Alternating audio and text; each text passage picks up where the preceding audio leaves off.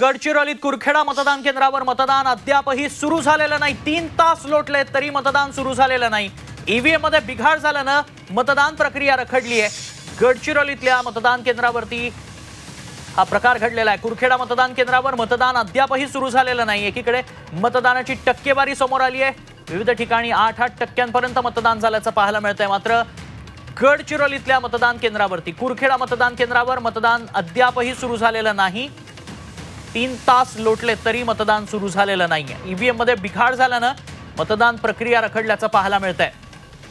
अधिक माहिती जाणून घेऊ आमचे प्रतिनिधी श्रीकांत राऊत यांच्याशी आपण संपर्कात आहोत। श्रीकांत, काय सध्या समस्या आहे आणि कधीपर्यंत ही प्रक्रिया सुरू होणार आहे? तन्मय, एकंदरीत जिल्हा प्रशासनाने निवडणूक प्रक्रिया चोख व्हावी या दृष्टीने प्रयत्न केले असले तरी ईव्हीएम मशीनमध्ये बिघाड आलेला आहे आणि त्यामुळेच कुरखेडा येथील मतदान केंद्रावर अद्यापही मतदान प्रक्रियेला सुरुवात झालेली नाही।